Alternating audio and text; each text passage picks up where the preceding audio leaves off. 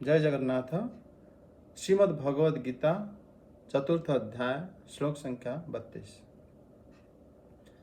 एवं बहुविधा यज्ञा वितता ब्रह्मणो मुखे कर्म जन्विधिना तान् सर्वानेवं ज्ञात्वा विमोक्ष्यसे।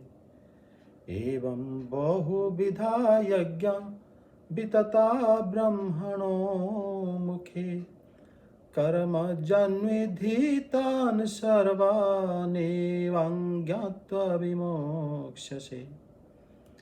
बता रहे हैं कि हे कुरु सत्तम, कुरुश्रेष्ठ अर्जुन,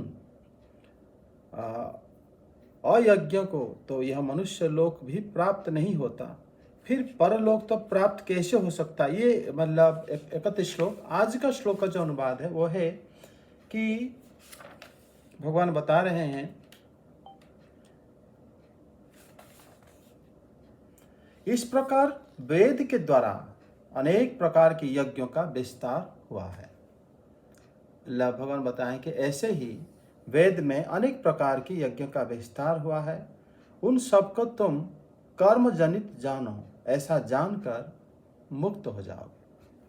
मतलब यज्ञ जो है सारे कर्म है। कर्म जो है हम कैसे कर सकते हैं? शरीर से कर सकते हैं या इंद्रियों से कर सकते हैं या हम लोग कर सकते हैं मन से भी कर सकते हैं। मतलब ऐसा कोई यज्ञ नहीं है जो ये तीनों के अलावा हो सकता है। जैसे मन, आप बिना मन, कोई कोई यज्ञ है मन से होता है, कोई कोई यज्ञ है जो अपनी शरीर से करते हैं, कोई कोई यज्ञ है हम अपनी इंद्रियों से करते हैं। जैसे स्वाध्याय आदि यज्ञ है हम अपने मन से करते हैं। अगर तुम्हारा मन नहीं है, अंतःकरण नहीं है, तो स्वाध्याय जैसे कैसे कर सकते हो? खाली बैठने से नहीं होगा, मतलब ग्रंथ के सामने। और दूसरी बात, जैसे मान लो आप कोई भी इंद्रियों के माध्यम से देवता पूजा आदि, जो भी दान धर्म द्रव्य यज्ञ सब हम अपने हाथों से किसी को दान देंगे, किसी के मतलब पैर छुएंगे या मंदिर जाएंगे हाथ जोड़ेंगे या फूल अगरबत्ती दिया, जो भी हम करते हैं इंद्रियों द्वारा किया जाता है। और प्रणाम आदि हम लोग विधि जो शरीर के माध्यम से ही करते हैं। तो ऐसे ही मतलब यहाँ पर ये जो सारे जो यज्ञ हैं ये सब कर्मज है। भगवान बताते हैं इस श्लोक में कि ये सारे जो यज्ञ हैं वेदों में एवं बहुविधा यज्ञ वितता ब्रह्मण मुखे और कर्म जान्वी विधि तान सर्वानेवाम ज्ञानता विमोक्ष से। ये सारे कर्मज है, कर्म से ही उत्पन्न होते हैं। और मतलब यहाँ पर श्री भगवान जो कर्म है, हमारा कर्म होता है 3 प्रकार की, कायिक और वाचिक और मानसिक। इसमें जो कायिक कर्म होता है वो तो हम जानते हैं, और शरीर के माध्यम से इंद्रियों के माध्यम से किया जाएगा कायिक कर्म। वाचिक कर्म बोल के हम कर सकते हैं, और जो होता है मानसिक कर्म, ये जो कर्म होता है हम अपनी अंतःकरण से कर सकते हैं। मतलब ये सारे जो कर्म, ये कर्म से ही सारे यज्ञ उत्पन्न हुआ है। लेकिन इसमें भगवान एक और बात भी बता रहे हैं। कह रहे वेदों में ये जितने भी यज्ञ वर्णन हुआ है, अनेक प्रकार के यज्ञ विस्तार हुआ है, लेकिन ये सब कर्मज है।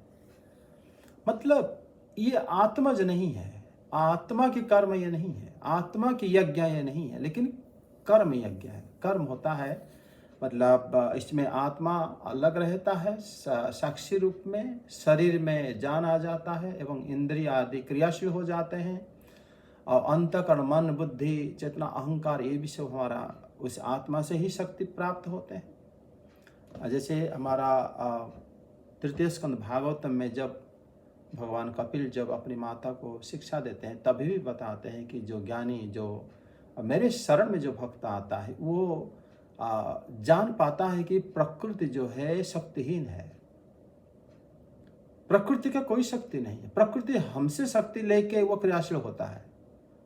प्रकृति के अंदर सब आते हैं, इंद्रियां आ जाता है और हमारे शरीर का पंचभूत आ जाता है और मन बुद्धि अहंकार चेतना आदि सब आ जाता है। ये सब जो है हमारी सब प्रकृति जो है शक्तिहीन होता है।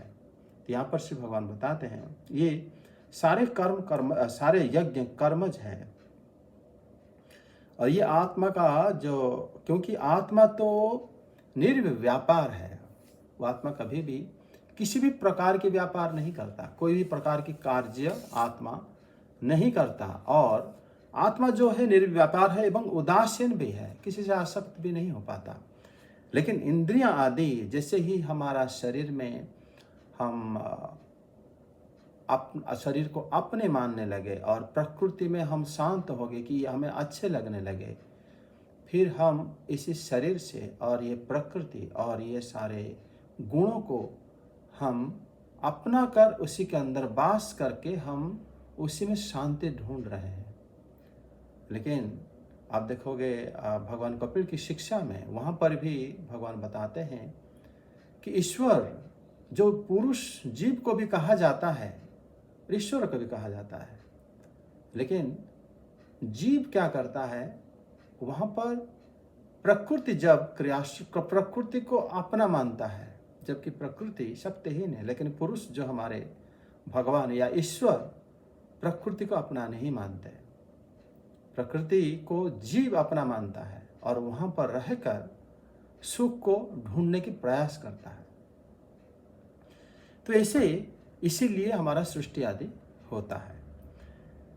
यहाँ पर श्री भगवान बताते हैं कि ऐसे ये जो आत्मा जो है निर्व्यापार है, उदासीन है, ऐसे जानकर अगर कहोगे कि इस श्लोक में भगवान आत्मा की शब्द नहीं लिए, लेकिन भगवान बता दिए कि ये सारे यज्ञ कर्म जनित है, इसका मतलब श्री भगवान आत्मा के बारे में ये बता दिए कि आत्मा कर्म जनित नहीं है। और अगर नहीं है इसको जानो, अगर इसको तुम जानते हो तो फिर संसार से मुक्त हो जाओगे। ये बात श्री भगवान इस श्लोक में बता रहे हैं। अस्मात् संसार बंधनात्, इस संसार से बंधन से मुक्त हो जाओगे। संसार बंधन से मुक्त होने के लिए ये जो श्लोक है, इस श्लोक में ये बात श्री भगवान बताते हैं कि एवं बहुविधा यज्ञा वितता ब्रह्मण मुखे कर्म जन्विधि तान सर्वे नेवाम ज्ञानत्वा विमोक्ष्यसे। अगर इसको जान लोगे कि ये कर्म जनित है तो मोक्ष तुम्हें मिल जाएगा। ऐसे कैसे कि हम अगर इसको जानेंगे तो हमें कैसे मुक्त मिल जाएगा? क्योंकि यहाँ पर श्री भगवान जो बताए हैं कि अगर सारे यज्ञ कर्मज है और सारे यज्ञ अगर कर्मज है, इसका मतलब आत्मा जो है वो निर्विकार है, अर्थात वो इस प्रकार के कोई भी कार्य नहीं करता। इस ज्ञान से ही हम संसार बंधन से मुक्त हो जाएंगे। सभी कर्म, सभी यज्ञों का एक जैसा उल्लेख होने के कारण ये सब यज्ञ, कर्म यज्ञ या ज्ञान यज्ञ की समानता कोई सोच सकता है। अगर कोई कहे कि सारे भगवान सारे यज्ञ को बता दिए, लेकिन उसके अंदर ज्ञान यज्ञ भी है, ज्ञान तो कोई भी कर्म नहीं कहा जा सकता ज्ञान को, क्योंकि ज्ञान से ही तो उद्धार होता है। तभी तो भगवान कपिल ने अपनी माता को वही ज्ञान दिए जिसे ज्ञान से ही मुक्त हो सकते हैं। यहाँ पर जो बताए हैं श्री भगवान ने, तभी अगले श्लोक भगवान कह रहे हैं 33 श्लोक में, श्रेयान् द्रव्यमयादज्ञान् यज्ञान यज्ञः परं तपः सर्वं कर्मखिलं पार्थ ज्ञाने परिसमाप्यते। कह रहे हैं कि परम तप द्रव्यमय यज्ञ की अपेक्षा ज्ञान यज्ञ श्रेष्ठ है, क्योंकि हे पार्थ संपूर्ण श्रुत और स्मार्थ कर्म ज्ञान में ही समाप्त हो जाते हैं। सब प्रकार की जो ज्ञान में सब कुछ समाप्त हो जाता है। मतलब यहाँ पर श्री भगवान जो बताए हैं कि द्रव्य यज्ञ से ज्ञान यज्ञ श्रेष्ठ है। मतलब प्राणी को अगर मान लो ज्ञान प्राप्त होता है तभी जाके वो जो भी प्रकार की यज्ञ कार्य वो कर रहा है वो कार्य का महत्व भी समझ पाता है कि मैं वास्तव में उद्धार करने के लिए कर रहा हूँ, या तो जैसे श्रीधर स्वामीपाद बताते हैं कि ज्ञान जो कर्म व्यक्ति करता है वो ज्ञान पाने के लिए करता है। क्या हम लोग किसी को 10 रुपये दिए कि मैं तुम्हें दान दे रहा हूँ ताकि मुझे ज्ञान हो? ऐसा बुद्धि हमारे अंदर आता नहीं है, क्योंकि हम निष्काम दान नहीं कर पाते हैं। जैसे हम लोग द्वितीय अध्याय में भगवद गीता में अच्छे से चर्चा करे हुए हैं कि निष्काम कर्म से ही ज्ञान की प्राप्ति होती है। यहाँ पर श्री भगवान बता रहे हैं कि संसार का जो सभी द्रव्यमय यज्ञ अर्थात ये जितने भी हम यज्ञ करते हैं ये ज्ञान शून्य यज्ञ से ज्ञान यज्ञ श्रेष्ठ है। अगर हम किसी भी प्रकार की यज्ञ करते हैं जिसमें द्रव्य के व्यवहार हो रहा हो उससे ज्ञान यज्ञ अधिक प्रशंसनीय है, क्योंकि ये साक्षात मोक्ष को ही प्राप्ति करा देता है ज्ञान। क्यों?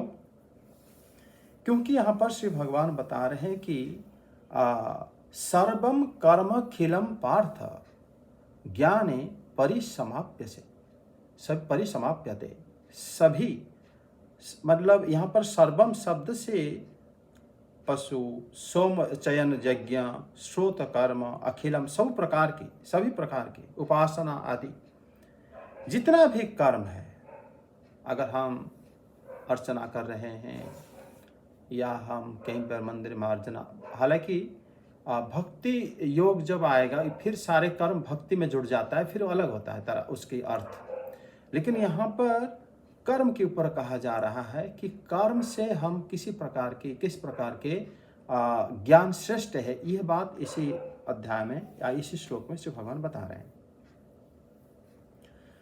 मतलब श्रुति कहती है कि उस परम ब्रह्म को ब्राह्मण क्या करता है ना, वेद अध्ययन यज्ञ दान तप उपवास से जानना चाहता है।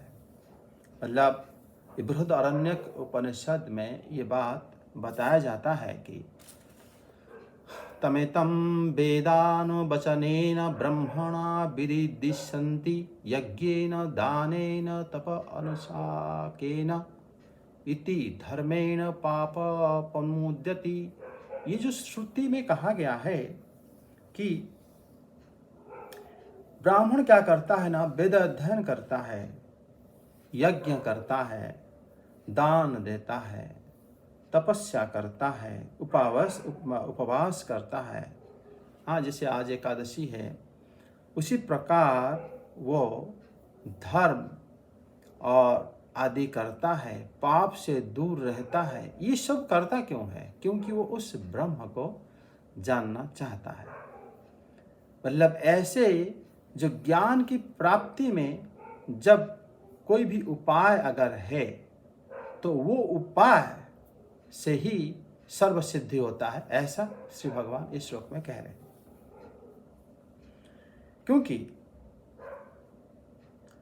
अगर मान लो हमें अगर ज्ञान की प्राप्ति नहीं है तो फिर हमारे पास हम लोग जितना भी कर्म करते हैं उस कर्म में हम लोग की उद्धार व मोक्ष आदि क्रिया प्राप्ति नहीं हो पाती, व वो हो ही नहीं पाता। इसीलिए वो ज्ञान प्राप्ति कैसे होगा, इसी से ही भगवद गीता का प्रसिद्ध श्लोक जो है यहाँ इसके बाद श्री भगवान बताते हैं, तद्विधि प्रणिपातेन परिप्रश्नेन सेवया उपदेक्ष्यन्ति ते ज्ञानम ज्ञानिनम तत्त्वदर्शिनः। वो कह रहे हैं कि उस ज्ञान को तद्विधि प्रणिपातेन परिप्रश्न न सेवया, उस ज्ञान को प्राप्ति करने के लिए एक आचार्य के पास जाओ और वो आचार्य को जाके दंडवत प्रणाम करो, उनसे उनके विषय संबंधी प्रश्न करो और उनकी सेवा करो, और सेवा द्वारा ही ज्ञान को आहरण करो। वो ज्ञानी तत्वदर्शी आचार्य तुमको ज्ञान के उपदेश करेंगे। ये श्री भगवान के उपदेश है।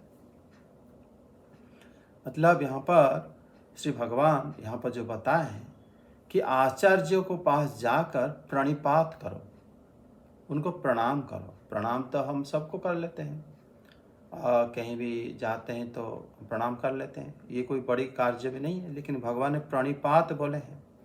प्रणिपात शब्द का अर्थ को अगर हम पुराणों में देखते हैं, प्राचार्यः पादौ हस्तौ च पतित्वा दंडवतक्षितौ जानुभ्यां धरणिं गत्वा शिरसा स्पर्श्य मेदिनं क्रियते यो नमस्कार उत्तमः काई अस्तु सहा। ये पुराण में बताया गया है कि मतलब प्रणाम कैसे करते हैं। उस प्रकार प्रणाम नहीं करते हैं। प्रणाम में हमारे हाथ, हमारे पैर और हम लोग का जंघ, हमारी जो सिर, ये सब भूमि को स्पर्श करना चाहिए। मतलब इसमें जो भूमि स्पर्श होता है, तो ब्रह्मचारी जब आश्रम में जाता है तब जब हम लोग मतलब प्रणाम करते हैं जाके गुरुदेव को, वो लगभग कोपनी के अलावा कुछ पहनता नहीं है, तभी वो सारे अंग भूमि को स्पर्श होता है।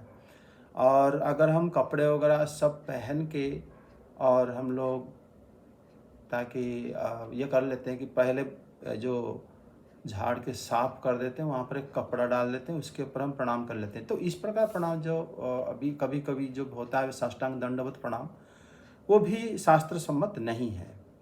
मतलब भूमि पर पतन, साष्टांग दंडवत प्रणाम, फिर नमस्कार करके फिर पूछोगे कि मैं कौन हूँ।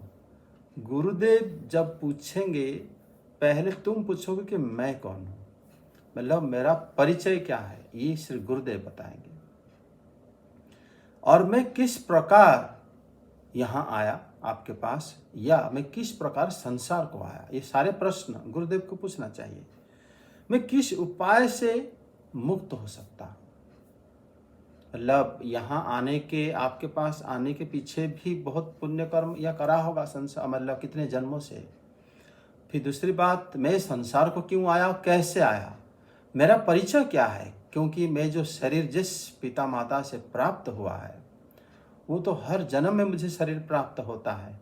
लेकिन ये शरीर अगर प्राप्त होता है, शरीर का कार्य क्या है। ये शरीर जो हमें मिल जाता है, पिता माता के मैथुन क्रिया से एक शरीर जन्म होता है। ये भगवत विधि की विधान है, उसी से जन्म हो गए हम लोग। उनको और कुछ नहीं करना पड़े। ये तो भगवान नहीं बना दिया। हमारा कोई जीवात्मा शरीर मिल जाता है, किसी को नहीं भी मिलता है। लेकिन वो जन्म होने के बाद करेगा क्या, क्या कार्य करेगा, वो कहाँ से आया, मैं कौन हूँ, ये जो प्रश्न इत्यादि आचार्य को पूछना चाहिए। तभी इसलिए श्री भगवान ये विचारे कहते, इसी बारे में कह रहे हैं कि तद्विधि प्रणिपातेन पहले जाके विधि पूर्वक प्रणाम करनी चाहिए। और परिप्रश्न न, फिर परिप्रश्न करके सेवा करके प्रश्न करनी चाहिए। तभी यहाँ पर ये प्रकार प्रश्न अगर हम करते हैं भक्ति और श्रद्धा की अतिशय पूर्वक अगर हम प्रश्न करते हैं, तभी जाके हम क्या कर पाते हैं ना, उनसे एक ज्ञान को प्राप्त करते हैं। लेकिन आचार्य क्या होते हैं ना, वो ब्रह्म साक्षात्कार करने वाले आचार्य होनी चाहिए, तत्वदर्शी भी होनी चाहिए, और प्रमाण के साथ आपको सारे उत्तर को बता पाने चाहिए। इस प्रकार ही तद्विधि तद विज्ञानार्थम, हमारे जो श्रुति में मुंडक उपनिषद में भी कहा जाता है, तद विज्ञानार्थम स गुरुम एवाभि गच्छेत समित पाणी श्रोत्रियम ब्रह्मनिष्ठम। जो श्रुति में कहा गया है, महाप्रभु भी यहाँ पर वही कह रहे हैं। मतलब उसी ज्ञान को जानने के लिए तद विज्ञानार्थम, तत् शब्द का अर्थ हो जाता है परमात्मा या भगवान। तत् विज्ञान, उनके विज्ञान को जानने के लिए क्या करनी चाहिए, स गुरुमो एवाभि गच्छेत, गुरु के पास जाननी चाहिए। और गुरु कैसे होने चाहिए ना, समित पाणी, हाथ जोड़ के जाना चाहिए, श्रोत्रियम ब्रह्मनिष्ठम। तेणु श्रुति में जो श्रोत्रिय शब्द का अर्थ होता है श्रुतिगत, अर्थात वो मतलब वेद आदि के अर्थ को जो जानते हैं उन्हीं को कहा जाता है श्रोत्रिय। ब्रह्मनिष्ठ होता है जो ब्रह्म को साक्षात्कार करे हुए हैं, उनको कहा जाता है ब्रह्मनिष्ठ। ऐसे गुरु के पास हमें जाने चाहिए, तभी जाके हम श्री भगवान के बारे में जान सकते हैं या उसी ज्ञान को जान सकते हैं। क्योंकि यहाँ पर श्री भगवान जैसे पहले बताए कि सारे यज्ञ वेदों से जो वर्णन है वो कर्मजनित है, लेकिन इसका मतलब आत्मा जो है कर्मजनित नहीं है। ज्ञान जो है, तभी फिर बताया कि द्रव्य यज्ञ से ज्ञान यज्ञ श्रेष्ठ है, लेकिन वो ज्ञान कहाँ से मिलेगा, उसी के बारे में श्री भगवान बता रहे हैं। यही पे यहाँ पर जो बताते हैं कि ज्ञानिनः तत्वदर्शिनः, ज्ञानिनः तत्वदर्शिनः, ये जो ज्ञानिनः शब्द तत्वदर्शिनः शब्द दोनों बहुवचन लगा गया है। बहुवचन मतलब व्याकरण, पाणिनि व्याकरण में कहा जाता है कि आचार्यों को एवं भगवान को जब हम आदर देते हैं तो बहुवचन की प्रयोग करते हैं। इसीलिए स्मृति मतलब हमारे मनुस्मृति में कहा गया है एकत्वं न प्रयुज्यत गुरुवात्मनि च ईश्वरे, गुरु और आत्मा एवं ईश्वर के लिए एक वचन प्रयोग नहीं करना चाहिए। जैसे हम कहते हैं कि तू आजा, तू हो गया सिंगुलर, हम भगवान को या गुरु को या आत्मा को नहीं बोलते, हम बोलते हैं कि तुम आ जाओ, तब भी नहीं बोलते, वो भी एक वचन हो जाता है। बहुवचन में आप आइए, इसमें क्या होता है ना, ये बहुवचन हो जाता है। मतलब ये जो शब्द से गुरु को और हम लोग भगवान को या आत्मा को, ईश्वर को संबोधन किया जाना चाहिए, ऐसा स्मृति का वचन है। इसीलिए श्री भगवान यहाँ पर बताए हैं। तो यहाँ पर जो क्योंकि आचार्य एक हैं, इसलिए बहुवचन अनेक आचार्य के लिए नहीं लिखा गया है, लेकिन यह सम्मान के अर्थ में लिखा गया। श्रीधर स्वामीपाद भी यही अर्थ को लिए हैं। और इसमें जो इस प्रकार अगर मान लो अब हम लोग आचार्य के पास जाते हैं, तब जाके हम भगवान के बारे में ही जान पाते हैं। मतलब जो तत्वज्ञानी उपदेश जो देते हैं वही गुरु को, जो शास्त्रज्ञ भी होते हैं तत्वज्ञ भी होते हैं। लेकिन कभी कभी ऐसे देखा जाता है जो शास्त्रज्ञ हैं वो तत्वज्ञ नहीं हो पाते। शास्त्र तो जानते होते हैं कि इस जगह में ये लिखा गया, ये वहाँ पर है, ये यहाँ पर है, लेकिन तत्व क्या कहता है उसमें अनभिज्ञ रहते हैं। इसीलिए यहाँ पर श्री भगवान शास्त्रज्ञ शब्द व्यवहार ना करके मतलब गुरु के लिए तत्व शब्द को व्यवहार करे हैं। तत्वदर्शिनः, तत्वदर्शी गुरु होता है।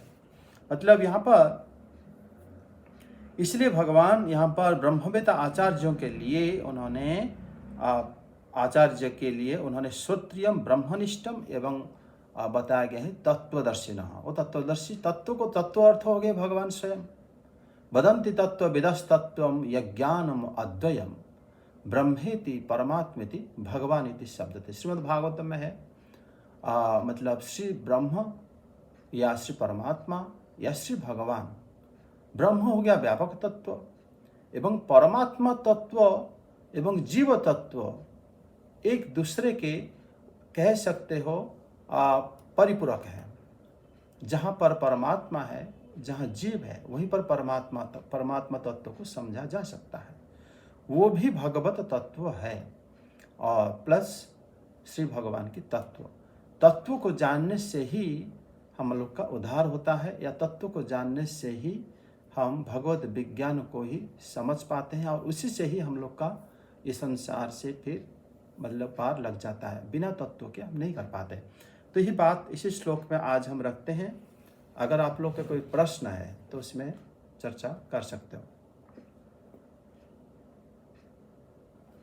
मतलब सर भगवान धीरे धीरे मतलब भगवान यहाँ पे ये कह रहे हैं कि ये सब यज्ञ है जो शास्त्र में लिखे, लेकिन इन सबसे सरल मार्ग है कि तुम आचार्य के पास जाओ जो तत्वदर्शी है। अब सर जो तत्वदर्शी हो तो अवश्य ही सर फिर कृष्ण संबंधित बात ही कहेंगे। तो भगवान धीरे धीरे अपनी तरफ ही पुष्टि कर रहे हैं सब। हाँ, इनडायरेक्टली कह रहे सबसे इजीली यही मार्ग है, यहाँ पे आओ। और सर अब वो कैसे ढूंढेंगे कि कौन अच्छा आचार्य, वो ने तीसरे अध्याय में बता दिए उनके लक्षण कैसे होते हैं। अब वैसे ढूंढो। आचार्य को, सब धीरे धीरे। हाँ, बिन आचार्यों को जब तक नहीं जान पाओगे तब तक फिर कैसे मतलब भक्ति करोगे। आज तभी तो जब मतलब जब ये हमारे कपिल भगवान ने जब तृतीय स्कंद में जब अपनी माता की जो प्रश्न था, उन्होंने भी वही बात बताए थे कि जब उनकी माता ने जब प्रश्न करे थे कि कैसे ये संसार से हम उद्धार हो पाएंगे, कि हे प्रभु, मैं मतलब दुष्ट इंद्रियों विषय लालसा के कारण मैं अत्यंत उब गई हूँ, तो इन सबों के इच्छा की पूर्ति करने के कारण मैं घोर अंधकार में पड़ी हुई हूँ, और इससे उद्धार पाने की उपाय क्या है। तभी श्री भगवान बताए थे कि आपको जो है साधुओं की संग करनी चाहिए। लेकिन जब श्री भगवान साधु संग करने के लिए मतलब माता देवहूति को बताए थे, उस समय उन्होंने पहले ये बताए थे कि साधु होता कौन है। जैसे अभी तुमने बताया कि आचार्य कैसे जानेंगे, साधु में से आचार्य होते हैं। तो पहले श्री भगवान इसलिए साधु के गुण बताए थे, जो सहनशील हो, करुणा करने वाले हो और अकारण हितकारी हो, और जिसका कोई शत्रु नहीं है, अजात शत्रु है, शांता। फिर बताते हैं कि वो अन्योन्य भावेन भक्ति कुर्वन्ति, मयि भक्ति, मेरे भक्ति करते होंगे, मत्कृते त्यक्त कर्माणः और त्यक्त स्वजन बांधवाः। और उसमें बताते हैं मदाश्रयः मृषा कथाः शृण्वन्ति कथयन्ति च अमदचेतसः एतान् विविधाः तापान् तपन्ति। हे साध्वी, तो एते साधवः सर्वसंग विवर्जिताः। मतलब यहाँ पर देखो, श्री भगवान पहले निज अपनी माता को बता रहे हैं कि किसके संग करोगे आप, समझ रहे हो, बता रहे हैं किसके संग करोगे। मतलब भगवान जो यहाँ पर बताए हैं इस श्लोक में कि तद्विधि प्रणिपात न परिपृष्ट, उससे पहले उन्होंने बताते हैं कि वो लक्षण उसको क्या होना चाहिए। उन्होंने देखो बताया है, जैसे हम कपिल भगवान बताते हैं कि यहाँ पर कि वो सबके अकारण हितकारी, मतलब उनको किसी को भगवान के बारे में सुनाने में हो या उसको बताने में उनका कोई कारण नहीं होता कि हाँ इसलिए मतलब वो मुझे सुना रहे हैं। उसके पीछे कोई लॉजिक, मतलब उसके पीछे और कोई कारण नहीं हो सकता था। उसको कहते हैं अकारण हितकारी। फिर बताते हैं कि वो जो है तथ्य स्वजन बंधवा, वो बंदा जो मतलब साधु होते हैं, वो अपने घर बार अपने सजे संबंधी, उसका कोई संबंध नहीं होता, मतलब किसी से वो ज़्यादा लगाव नहीं होता उनका। फिर वो सर्व संग विवर्जिता, किसी के संग नहीं करते हो। इस प्रकार फिर बताते हैं कि मेरे कथा कहने में और सुनने में ज़्यादा रुचि दिखाते हैं, और क्या करते हैं ना, उनको कभी भी त्रिताप दग्ध नहीं करता। बोले देखो भगवान क्या करते हैं, पहले जरूर लक्षण, जैसे हम लोग पहले भी पढ़े थे भगवद गीता में भी, जो बहुत सारे लक्षण पहले भगवान बताते हैं, वो लक्षण अपने लिए नहीं बताते हैं, वो दूसरों में देखो, और जहाँ पर ये लक्षण मैच करता है उन्हीं के संग करो, समझे। फिर आचार्य जो है कैसे, आजकल हम क्या करते हैं, जैसे हम लोग एडवर्टाइज देखे टीवी में, इनके ज़्यादा फॉलोअर हैं, वो ज़रूर आचार्य होंगे, उनके पास अपॉइंटमेंट लो और जाके बात करके आ जाओ, हाँ हम लोग गुरु ले लिए। लेकिन ऐसे श्री भगवान नहीं बताए नहीं हैं, जिनको आप मतलब जिनके लक्षण से पहले पहचानो, फिर उसके बाद जब भी हम उनके संग करेंगे, इससे पहले हमारा विद्यन्ते हृदय ग्रंथि, हमारे हृदय की ग्रंथि सब भेदन हो जाना चाहिए। छिद्यन्ते सर्व संशया, सारे संशय भी दूर हो जाना चाहिए। सबसे बड़ी बात उनके संग होने के बाद तो दुनिया में किसी के प्रति संग, धीरे धीरे तुम्हारा सबसे वैराग्यपन भाव अंदर से जागृत हो जाएगा। कभी ना मतलब किसी के एक वस्तु के प्रति आपका इच्छा ही जागृत नहीं होगा। जब तक वैराग्य नहीं आएगा तो ज्ञान कैसे आ सकता है। ज्ञान, वैराग्य और भक्ति एक ही जगह में रहते हैं। और कहोगे कि गुरुदेव हमारा तो जो मेरा वहाँ से इनकम हो रहा है, मेरा कुछ हो रहा है, वो तो सब वो तो मैं कुछ नहीं कर सकता, लेकिन आप जो ज्ञान देना चाहता हो मुझे लिख के दे दो या तो बोल दो, मैं उसको देख लूँगा और मैं इस तरह में रह सकता हूँ। तो उसके पास कैसे आ सकता है? ज्ञान नहीं आएगा। ज्ञान और वैराग्य ये दोनों ही भक्ति देवी की पुत्र जैसे ही हैं। जब तक आपके पास अगर ज्ञान को धारण करोगे शरीर में, तो उसके अंदर वैराग्य होना चाहिए। आपका अगर अनुराग है, पैसे के प्रति हो, परिवार के प्रति हो, निज अपने मतलब उपाधि के प्रति, अपने अहंकार के प्रति, सब जगह मान लो आपका वैराग्य है ही नहीं, अनुराग है, तो फिर आप कैसे ज्ञान आरण कर सकते हो? वो ज्ञान आएगा नहीं। और ये सब चीज़ें आचार्य जी के पास जाने से ही हमारा ये सब लक्षण धीरे धीरे पूरा हो पाता है। और कोई प्रश्न? सर जैसे आपने बताया है कि भक्त को भक्ति पहचान सकते हैं, तो सर जो अभक्त है सर, जैसे हम जैसे लोग हैं सर, हम कैसे भक्त को पहचाने? पहले जिज्ञासा के द्वारा हम क्या करते हैं, अपने अंदर जो है भगवान की जब तक जिज्ञासा जात नहीं होगा, तो फिर हम कभी भी कोई साधु हो या भगवत भक्त हो या गुरु हो, हम पास नहीं पहुंच पाते। इस बारे में जो कपिल भगवान ने अपनी माता को बोले, वो बताए कि ये ज्ञान को मैं पहले उनको बताया था जो लोग सुनने के लिए इच्छा करे थे। शुश्रूषमाण एक शब्द व्यवहार करे थे। भगवान बताते हैं कि श्री कपिल भगवान बता रहे हैं कि जो लोग सुनने की इच्छा करे थे, मैं उनको ही बोला था। अर्थात सुनने की इच्छा कैसे होगा जागृत? ये जिज्ञासा से होगा। और हमारी जब बहुत जन्म का हमारा कर्म फल एकत्रित होता है, तब हमारे हृदय में, हृदय मतलब की कोने से इस बारे में जानने की इच्छा जागृत होना ही हमारा सारे आध्यात्मिक मार्ग खुलने की रास्ता आ जाता है। जब तक आपके अगर इच्छा ही नहीं है, आपको कौन बता सकता है कि ये ब्रह्म ज्ञान इसको कहते हैं? और वो इच्छा जो है बाहर से नहीं आता, अंदर से आता है। इसलिए आप देखोगे पुराणों में कहा जाता है कि गुरुदेव जो ज्ञान देते हैं वो 1/4 ज्ञान देते हैं, और हम जब समझते हैं 1/4 हम समझ जाते हैं अपनी प्रयास से, अपनी जिज्ञासा से। फिर हम संसार से 1/4 ज्ञान ले ही लेते हैं। बाकी 1/4 ज्ञान हमको काल या समय धीरे धीरे दे देता है। अर्थात हम लोग देखोगे गुरुदेव लेकिन बीज रोपण कर देते हैं, तभी ज्ञान धीरे धीरे खुल जाता है। समझ में आया?